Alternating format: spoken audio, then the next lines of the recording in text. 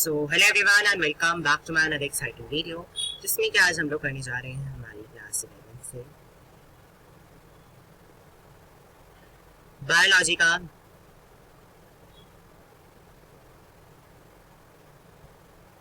Chapter number 4, जिसका नाम है एनिमल किंगडम। तो ये बहुत ही ज्यादा इंपॉर्टेंट चैप्टर है। जिस तरीके का चैप्टर प्लांट किंगडम था, उसी तरीके का चैप्टर हमारा एनिमल किंगडम भी है, जिसमें कि हम लोग इसको पूरा डिटेल में समझेंगे, इसके बारे में जानेंगे, जिसमें कि हम ह्यूमंस के बारे में भी बिल्कुल लास्ट में पढ़ेंगे। तो आज मैं इस चैप्टर को इनिशिएट कर रहा हूँ, इसकी स्टार्टिंग कर रहा हूँ।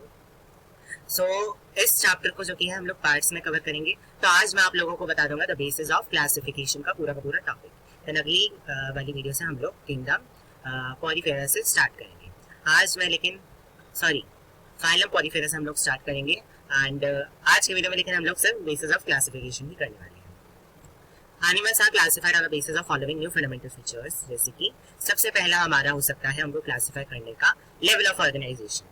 जैसे कि हर कोई जो कि फाइलम है वो अलग अलग लेवल ऑफ ऑर्गेनाइजेशन शो कर रहा है। हर किसी ऑर्गेनिज्म के अंदर अलग ही लेवल ऑफ ऑर्गेनाइजेशन है। जैसे किसी के अंदर सेलुलर होता है, जिसमें कि सेल्स अरेंज होता है as a loose cell aggregates, मतलब उसमें सिर्फ और सिर्फ सेल भरे हुए हैं।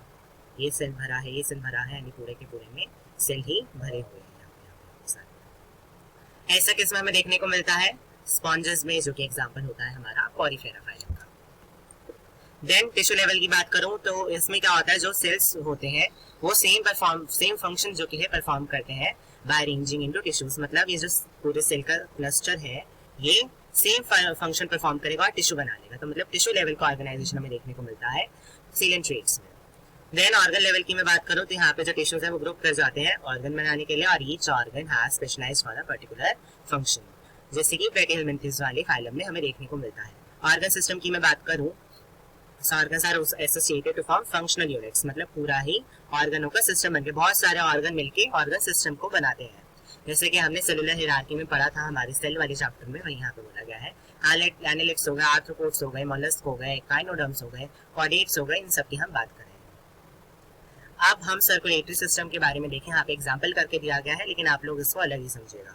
सर्कुलेटरी सिस्टम भी हमारा दो तरीके का हो सकता है, एक है ओपन टाइप एंड सेकंड है क्लोज टाइप। अब इसको जब हम डिटेल में समझते हैं तब इसमें ज़्यादा समझ में आता है, जो कि हम अभी आगे समझेंगे भी। लेकिन अभी यहाँ पे हमें ऊपर से क्या देखना है कि ओपन टाइप में क्या होता है, blood pumped out through heart. Blood तो हार्ट से ही पंप होगा, not confined to blood vessels, लेकिन वो ब्लड वेसल्स में कन्फाइंड नहीं होगा। जो सेल्स और टिश्यूज हैं वो सीधा ही ब्लड के अंदर बात करी होंगी, मतलब ब्लड के अंदर ही डूबी हुई होंगी, ब्लड वेसल्स के थ्रू उसके अंदर ब्लड पंप नहीं होगा। क्लोज टाइप्स में मैं क्या बात करूँ, ये होते हैं हमारे ह्यूमंस के अंदर भी close type of circulatory system.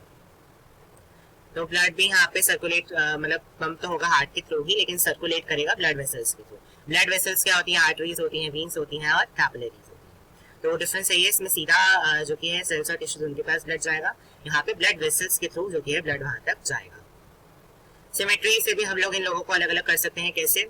Symmetry भी asymmetrical, radially symmetrical and bilateral symmetrical. Asymmetrical मतलब कोई सिमेट्री नहीं होगी। अगर हम इसको दो इक्वल हाफ में बांटना चाहें तो हम इसको नहीं बांट पाएंगे through any of the median plane. जैसे कि स्पॉन्जेस में होता है, मतलब इसकी इरेगुलर से ही शेप कोई हो जाती है, जिसमें अगर हम इसको दो पार्ट में बांटना चाहें तो हम नहीं बांट पाएंगे सेम पार्ट्स में, मतलब इक्वल पार्ट्स में। देन आगे बात करेंगे, जस्ट अ सेकेंड,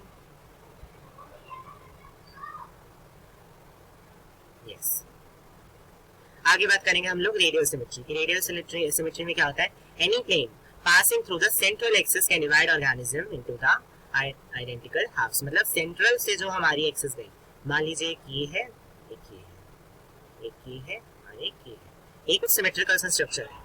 तो इसके अगर मैं सेंट्रल से मैं पास करूंगा तो इसको दो इक्वल हाफ में बांट देगा। इसके पास भी एक लॉन्ग आर्म है, इसके पास भी एक शॉर्ट आर्म है, इसके पास भी एक लॉन्ग आर्म है और इसके पास भी एक शॉर्ट आर्म है। लेकिन अगर मैं इसको ऐसे काटूंगा तो वो सिमेट्री नहीं होगी, क्योंकि लॉन्ग वाली अलग हो जाएंगी और शॉर्ट वाली अलग हो जाएंगी। हमें ऐसे बांटना पड़ेगा कि दोनों के पास बराबर हर एक चीज आता है। इस वजह से इसको मैं हटा देता हूं।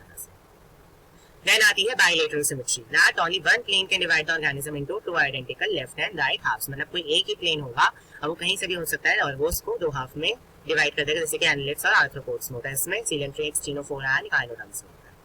जर्मिनल लेयर्स के बेसिस पे भी हम इन लोगों को अलग कर सकते हैं। कैसे? डिप्लोब्लास्ट एंड ट्रिप्लोब्लास्ट। डिप्लोब्लास्ट में क्या होता है, सेल्स अरेंज होते हैं into two embryonic layers. Only दो ही एम्ब्रियोनिक लेयर्स होती हैं, एक होती है एक्सटर्नल एक्टोडर्म और एक होती है इंटरनल एक्टोडर्म। मीजोग्लिया में भी present in between the ectoderm and endoderm. Mesoglea नाम का जो चीज होती है, अभी हम जब लेयर बनाएंगे वो भी हम बनाएंगे जब हम पूरा का पूरा फाइलम पढ़ेंगे, उसमें मैं आपको दिखाऊंगा कि मीजोग्लिया नाम की एक लेयर जो होती है वो भी प्रेजेंट होती है एक्टोडर्म और एंडोडर्म में, लेकिन यहाँ पे वो प्रेजेंट नहीं होती है, लिखा है मे बी प्रेजेंट। तो इसी वजह से यहाँ पे सिर्फ 2 लेयर ही हो जाती है। एग्जाम्पल पॉलीफेरा एंड इलेक्ट्रिक्स या फिर जिन्हें लिनेरियंस भी कहते हैं। और ट्रिप्लोब्लास्टिक में 3 लेयर्स होती है हमारी, एक्टोडर्म, मेसोडर्म एंड एंडोडर्म। और ये हमें देखने को मिलता है पेटिहेलमिन्थस से लेके कॉर्डेट्स तक। देन सिलोम की बात करें, सिलोम में आ जाता है हमारा the body cavity line by mesoderm. ऐसी बॉडी कैविटी जिसमें कि मेसोडर्म उसको लाइन कर रही हो। ये भी हम ऐसे नहीं डायग्राम से समझ पाएंगे, डायग्राम हमें आगे दिखाया जाएगा। तो सिलोमेट्स की मैं बात करूँ तो इनके पास सिलोम्स होता है, जैसे कि एनालिड्स हो गए, आर्थ्रोपोड्स हो गए, मोलस्क हो गए, काइनोडर्म्स हो गए, कॉर्डेट्स हो गए एक्सेट्रा। ये सिलोमेट्स होते हैं, मतलब इन पे बॉडी कैविटी मेसोडर्म से लाइन कर रही होती है। स्यूडोसिलोमेट्स में क्या होता है, no true coelom, true coelom नहीं होता, फॉल्स स्यूडोसिलोम प्रेजेंट होता है, मतलब मेसोडर्म की नकली लेयर जो कि है वो प्रेजेंट होती है in the scattered pouches. Scattered pouches के फॉर्म में कुछ इस तरीके के पाउचेस होते हैं हमारे, वो प्रेजेंट होते हैं between the ectoderm and endoderm, जैसे कि एस्केलमिन्थस के अंदर होता है। और ई सिलोमेट्स में तो बॉडी कैविटी एब्सेंट ही हो जाती है, मतलब कोई भी बॉडी कैविटी बीच में प्रेजेंट नहीं होता। ये होता है प्लेटिहेलमिन्थस में। सेगमेंटेशन की अगर मैं बात करूं तो सेगमेंटेशन में क्या आता है, पहला ट्रू मेटामेरिज्म, जो कि फाउंड होता है एनालिड, आर्थ्रोपोडा एंड कॉर्डेटा में। मेटामेरिज्म क्या होता है, if a body is externally and internally divided into segments, metamers मतलब बाहर से भी वो कुछ सेगमेंट्स में डिवाइडेड है, ऐसे ऐसे करके जो बनेंगे हमारे, अंदर से भी और बाहर से भी सेगमेंट में डिवाइडेड हो with a serial repetition of at least some organs, जिसमें कि रिपीटेशन हो रहा है कुछ ना कुछ ऑर्गन्स का। Then phenomena is called metamerism. जैसे कि अगर मान लीजिए मैं बोलूं कि इसका ये वाला जो सेगमेंट है वो अलग हो गया, तो ये एक और सेगमेंट ऐसा ही बना पाएगा, जैसे कि अर्थवर्म के अंदर होता है। और सेकंड क्या होता है, सूडो मेटामेरिज्म। इसमें क्या होता है, फाउंड इन टेपवर्म।